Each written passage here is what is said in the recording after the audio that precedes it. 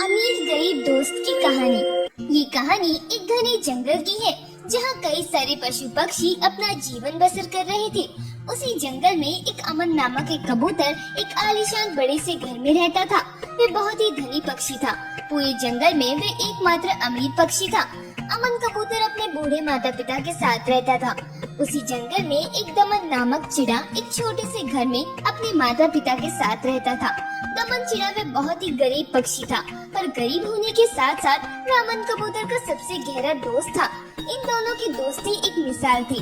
एक दिन की बात है, दमन चिड़े के पिता हर्ष चिड़ा उड़ते हुए अपने घर की ओर आ रहे थे। तभी अचानक से हर्ष चिड़े को चक्कर आ जाते हैं, जिसकी वजह से हर्ष चिड़ा वहीं जमीन पर गिर जाता है और नीचे गिरने की वजह से हर्ष चिड़े की दोनों टांगे टूट जाती है। मेरे पैर, बचाओ मुझे, अरे कोई मुझे बचाओ। हर्ष चिड़ा बहुत तड़प रहा था। उसकी दोनों टांगे टूट चुकी थी और वहाँ उसकी मदद के लिए कोई भी पक्षी मौजूद नहीं था। तभी वहाँ से अमन कबूतर उड़ता हुआ आता है। वो जैसे ही हर्ष चिड़े को जख्मी अवस्था में देखता है, उसके होश उड़ जाते हैं। अरे काका जी, आप कैसे गिर गए? अरे पुत्र, मुझे बहुत दर्द हो रहा है, मेरे पैरों से खून भी बह रहा है। काका जी आप चिंता न कीजिए, मैं अभी आपको डॉक्टर के पास लेकर चलता हूँ। अमन कबूतर हर्ष चिड़े को उठाता है और उस जंगल के डॉक्टर पक्षी के पास लेके जाता है। डॉक्टर पक्षी हर्ष चिड़े की पूरी तरह से जांच करता है। कबूतर भाई, आप जिस चिड़े को अपने साथ लेके आए हो, उनकी दोनों टांगे टूट चुकी हैं। उनकी जान बचाने के लिए हमें उनकी दोनों टांगे काटनी पड़ी। क्या काका जी की दोनों टांगे कट चुकी है? अब वे चलेंगे कैसे? कबूतर भाई, इनके इलाज का सारा खर्च आप दे दीजिए, पूरे 2 लाख रुपए। ठीक है डॉक्टर साहब। अमन कबूतर इलाज का सारा पैसा डॉक्टर पक्षी को दे देता है। अब मैं दमन चिड़े को क्या कहूँगा? वो जब इस दुर्घटना के बारे में सुनेगा तो उसका तो हाल ही बेहाल हो जाएगा। अब मैं क्या करूँ? कैसे अपने दोस्त दमन चिड़े को ये बात बताऊं? अमन चिड़ा वहीं खड़े रहकर ये सब विचार कर रहा था। तभी वहाँ उसी जंगल के 2 पक्षी आते हैं, डमरू तोता और कालू कौवा। वे जैसे ही हर्ष चिड़े को इस अवस्था में देखते हैं, वो घबरा जाते हैं। अरे देखो देखो कौवे भाई, ये तो दमन चिड़े के पिता है ना? अरे हाँ तोता भाई, पर इन्हें क्या हुआ? इनके दोनों पैर कैसे कट गए? अरे वो देखो कौवे भाई, ये तो वही अमन कबूतर है जो दमन चिड़े का सबसे खास दोस्त है। अरे तोता भाई, चलो इन दोनों दोस्तों के बीच एक गहरी दरार पैदा कर देते हैं। अमन कबूतर वही उदास खड़ा हुआ था। इधर ये दोनों पक्षी उड़ते हुए दमन चिड़े के घर आते हैं। अरे चिड़े भाई, चिड़े भाई, अरे क्या हुआ कौवे भाई, आप दोनों इतना घबरा क्यों रहे हो? अरे क्या बताऊं चिड़े भाई, किस मुंह से बताए? हमें तो वो बात अपनी जुबान पर लाने से भी डर लग रहा है। दमन चिड़े की माँ दिया चिड़िया ये सुनकर बहुत घबरा जाती है। अरे क्या हुआ, बोलिए ना। आपके पति हर्ष चिड़ा वहाँ डॉक्टर पक्षी के पास। क्या हुआ मेरे पिताजी को? अरे क्या बताऊं चिड़े भाई, मुझे तो ये कहते हुए भी शर्म आ रही है कि कोई अपने सबसे अच्छे दोस्त के साथ ऐसा कैसे कर सकता है। पहेलियां ना बुझाओ, क्या हुआ मेरे पति को, सब बताओ। चिड़े भाई, हमारे इस जंगल में एक अनजान पक्षी आया था, जिसे उसके भाई के लिए किसी पक्षी की 2 टांगे चाहिए थी।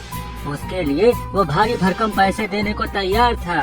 ये बात सुनकर आपके सबसे अजीज दोस्त ने आपको सबसे बड़ा धोखा दिया।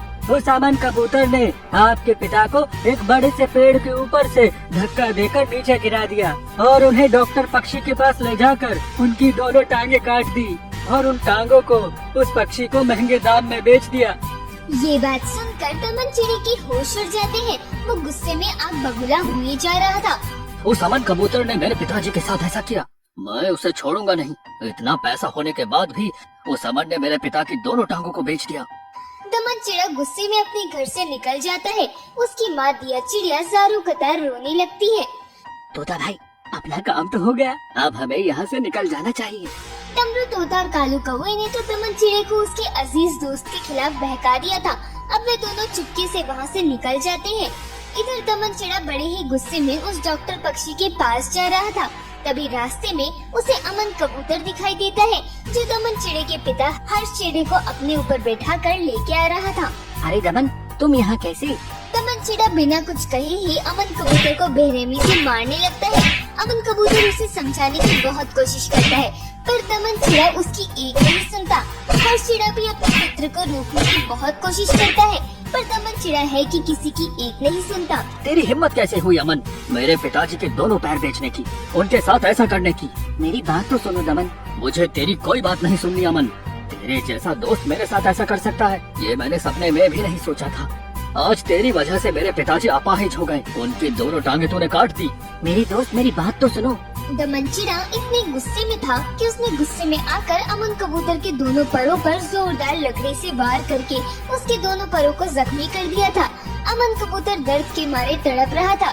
तभी दमन चिड़ा अमन कबूतर को एक जोरदार धक्का देता है, जिसकी वजह से अमन कबूतर सीधे गहरी खाई में जा गिरता है। ये तुमने क्या किया दमन? पिताजी, ऐसे गद्दार दोस्तों के साथ ऐसा ही होना चाहिए। चलिए अब हम घर चलते हैं। हर्ष चिड़ा अपने पुत्र को समझाने की बहुत कोशिश करता है, पर दमन चिड़ा उसकी एक नहीं सुनता और वे अपने पिता को अपने साथ अपने घर ले आता है। घर में दिया चिड़िया जैसे ही अपने पति को इस अवस्था में देखती है, वो सारों कतार अपने आंसू बहाने लगती है। ये सब क्या हो गया मेरे पति के साथ? उस गद्दार अमन कबूतर ने क्या कर दिया मेरे पति के साथ? ये तुम दोनों माँ बेटों को क्या हो गया है? क्यों उस भले अमन कबूतर को इस दुर्घटना का जिम्मेदार मान रहे हो? पिताजी, उस गद्दार का नाम मेरे सामने मत लीजिए। बस दमन, अब इसके बाद एक लफ्ज नहीं कहोगे तुम अमन कबूतर को। तुम पहले पूरा सच जान लो, उसके बाद अपने दोस्त पर आरोप लगाना। मेरी इस हालत का जिम्मेदार वो अमन कबूतर नहीं है। मैं अपने घर की ओर आ रहा था, तभी उड़ते उड़ते मुझे चक्कर आ गए और मैं नीचे जमीन पर गिर गया, जिसकी वजह से मेरी दोनों टांगे टूट गई। वो तो भला हो उस अमन पुत्र का, जो समय पर वहाँ आ गया और वो तुरंत मुझे डॉक्टर पक्षी के पास ले गया, मेरा इलाज करवाया, मेरे इलाज के पैसे दिए। अरे अगर वो सही समय पर वहाँ नहीं आता तो तुम्हारा ये पिता आज तुम्हारे सामने जीवित न होता। डॉक्टर के कहने पर ही अमन कबूतर ने मेरे पैर कटवाने की बात मानी। अगर मेरे पैर न काटे जाते तो शायद मैं जिंदा न होता। क्या? हाँ, उस अमन पुत्र की वजह से आज मैं यहाँ हूँ और तुमने उस भले पुत्र पर इतना बड़ा आरोप लगाया, उसे गहरी खाई में फेंक दिया। इसका मतलब उन दोनों कौआ तोते ने हमसे झूठ कहा था। ये मैंने क्या कर दिया? अपने सबसे अजीज दोस्त को उस खाई में धकेल दिया। दमन चिड़ा उड़ता हुआ जाता है और उस खाई से अपने दोस्त को उठाकर अपने घर ले आता है।